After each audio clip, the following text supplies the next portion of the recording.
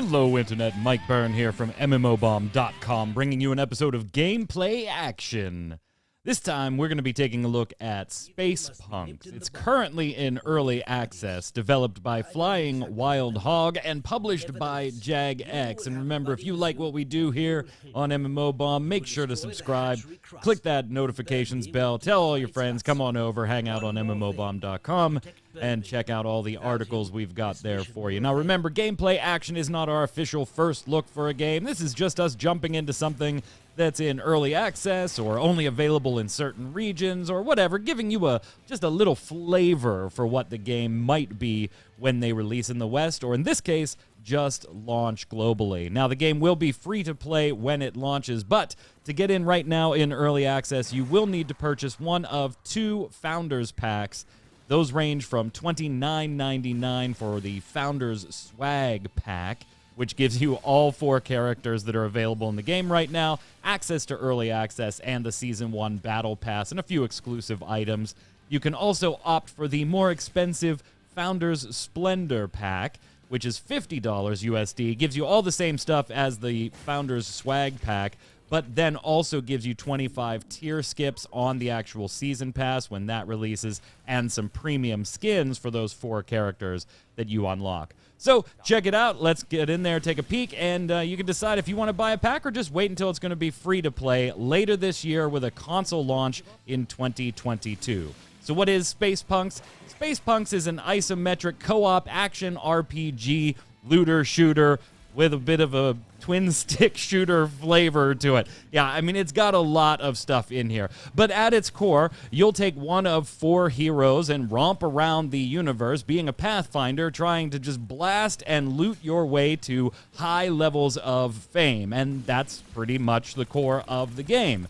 If you like those types of games where you go and do repeatable tasks to try and get better and better loot, or you craft better loot for yourself, then you might enjoy Space Punks. Now, it does have the isometric camera angle, so you can't do anything about the camera angle itself, but there are multiple planets to explore here. In early access, I believe there's 2 with a couple still in development on the map, but you can't get to them yet, that provide this kind of cel-shaded, almost Borderlands-esque type graphical appeal, and it does have kind of the same sensibilities when it comes to humor, whether it be your character's dialogue, the quest giver's dialogue, or anything like that. A very irreverent humor, as you'll be able to see when you play the game a little bit.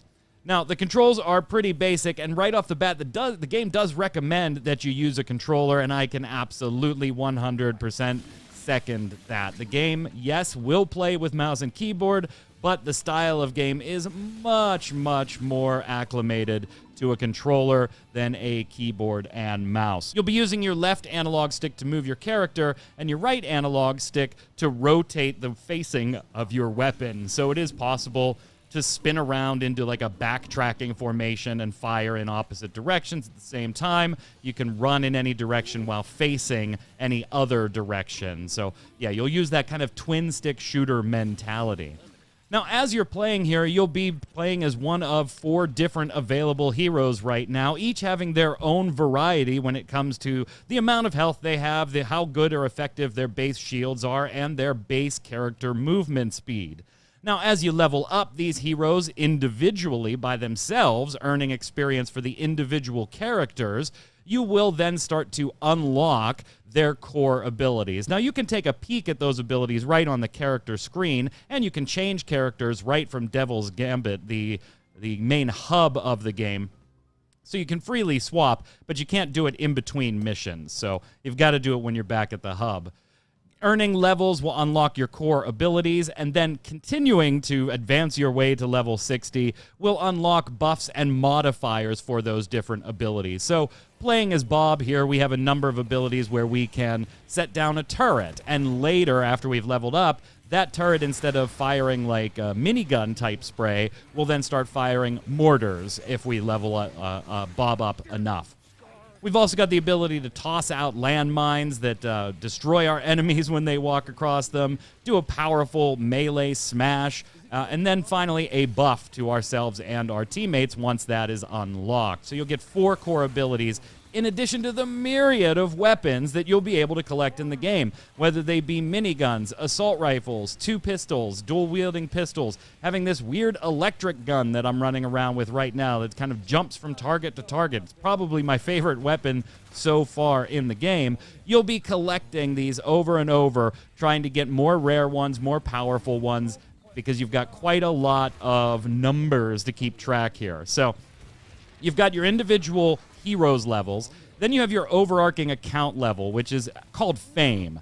Generating fame by completing missions, whether they be repeatable tasks or part of the actual campaign or part of the co-op competitive type stuff, which we'll get to in a little bit when we talk about mission types, gives you more and more fame.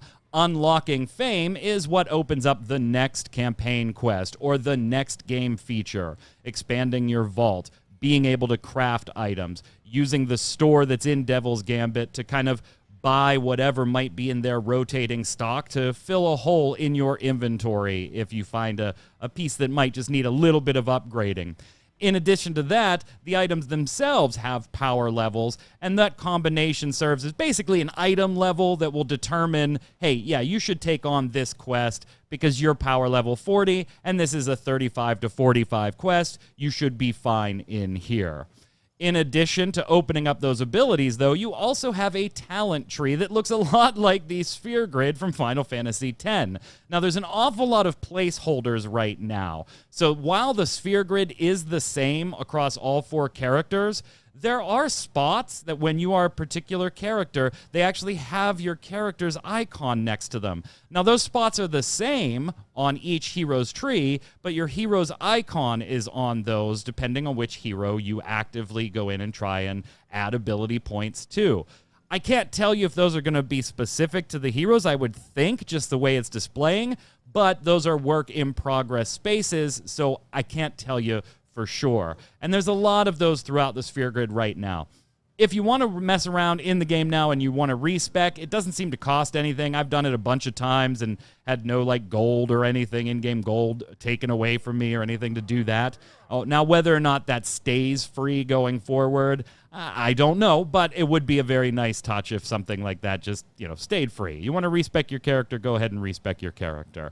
While the actual abilities you get are not speccable, the talents and enhancements to your character, whether that be moving faster or an HP increase or a shield regen increase or critical damage increase, those are absolutely speccable. So you can work your way through one tree, through all 3 trees, whatever you want to do. When it actually comes to messing around on the different planets or in the game modes themselves, there's quite a bit of variety, but it's pretty standard fare. You're going to have procedurally generated areas. Now, when you're on a planet, most of the maps look very, very similar as long as you stay on that planet. But you can jump to the second planet once you've progressed enough in the campaign in early access, and the planets themselves do have a very distinct look to them. So while, yes, all missions on one planet might look very similar, when you start jumping from planet to planet, the missions on each separate planet look quite a bit different, not just in the aesthetics, but also in the enemies you're fighting. Your first planet is going to be heavily dominated by robots and tech monsters of that variety. When you get to the second planet, it's definitely more bio-oriented with bugs and plant life and things like that coming at you. The mission types themselves can run the gamut of run through and kill 2 or 3 targets, to defend 5 generators, to escort missions, to a big boss fight when you're playing the campaigns. There is a little bit of variety there, and there's also 2 different modes. One is the space heist, and the other one's a PvP, or I'm sorry, a PvE like competitive thing. I don't want to say PvP because it's not shooting other players, but you are competing against other players for a high score in a timed match. Now, you are able to queue up with friends if you friends list somebody right now. If you do one of the 2 specialized missions, whether that's the heist or the kind of PvE competitive thing, that does require that you be multiplayer in groups of 4. And right now, I'm actually having a very, very hard time getting queued in those types of matches in early access. Most of the time, the queue just expires. It doesn't find people that are level appropriate enough to sync them all up and do it, or there's just not enough people in early access doing it, but I have a really hard time getting queued for those. As far as regular missions on the planets themselves, you can queue for those solo, and most of them have just a stagnant difficulty, but there are repeatable ones that open up on different timers where you collect armor or weapons or resource chests as your reward that you can scale the difficulty all the way up to hardcore. The more difficult you make the maps, the more submissions, or they say extra problems, extra troubles, will be on the map. And doing those additional side objectives, whether it be as simple as wearing a cosmetic cape into the round or finding half of the treasure chests on a particular map while you're there, they will increase the rewards that you get at the end of the mission. When you look at doing these missions, there's also daily and weekly missions in addition to a tasks board. So the task board gives you just kind of, here's a quest, you can go do it, and these tasks will replenish after a certain period of time. Conversely, inside your fame menu, there are also daily and weekly quests. Now, presumably, these are going to be the ones that are probably tied to the battle pass when it's actually available in-game or when you've actually unlocked it. I haven't quite gotten there yet or seen the battle pass or their plans for the battle pass to know, but my guess is those weekly and daily missions would be the ones tied to the battle pass. Another work in progress is, of course, the cash shop, with it being a free-to-play store. There is nothing in the cash shop that you can actually buy with cash shop currency right now. Buying the Founders Packs does give you the currency that you need to unlock all 4 of the core heroes, but everything that's in the cash shop or the premium shop at Devil's Gambit here, it's all unlocked and you already own it. Now, it does show you all the menus, and if these are the only menus that we ever get, then you can tell it's all very cosmetic-oriented. Banners, player avatar pictures, capes, and things like that for your heroes. The effect when you land on a planet, that type of stuff. There is a little companion here, but you can't buy it. It's not there yet as far as being able to purchase. Just the menu spot is there. And all it references is that will pick up loot for you. So I don't anticipate it's going to have any effect on actual gameplay, at least probably not through the cash shop, I would hope. All in all, if you're looking for a little, diversion, I will say I'm having quite a good time in Space Punks. It's not maybe something that I'm going to play every single day, but I think maybe that has a lot to do with I don't have any friends playing it right now. I bought the Founders Pack so that I could do a gameplay action video for all of you to decide, do you want to buy a Founders Pack or wait for the damn game to come out? But I do enjoy it. I will say that during one stream, we got to the first big boss in the campaign, and it felt very MMO-ish. As far as telegraphs all over the place, high damage, having to use a little strategy, using your defensive maneuvers. In our case, Bob has this dash forward. Other characters might have a little jet up into the air so that you can get up and over and out of trouble. I did enjoy that fight quite a bit, even though it was something that I beat the second time. The first time I ran in and hey, this is very different than anything we've had so far, and I'm dead. Second time, we were able to beat it. But it was a lot of fun, and I've heard that I'm getting up to the boss on the second planet. I've heard from people that have played that they do enjoy that boss as well. When you get to endgame, as far as getting characters to level 60, there is kind of a raid-type boss there too. So there's a lot to explore that I haven't been able to explore yet. And I'm sure even more coming. So if you want to check it out, Space Punks, it'll be free to play later this year on PC. Consoles next year. It will be an exclusive for a time at the Epic Game Store. So if you want to play it on PC, that's the only place you're going to be able to do it for probably about a year until it's available elsewhere after that. But if you want to play on consoles, that'll be in early 2022.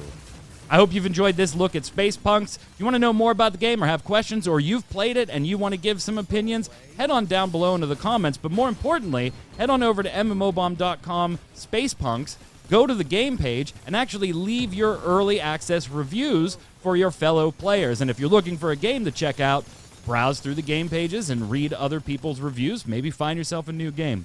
Until next time, gang, this is Mike Byrne from MMORPG.com saying stay safe, and we'll see you on the servers.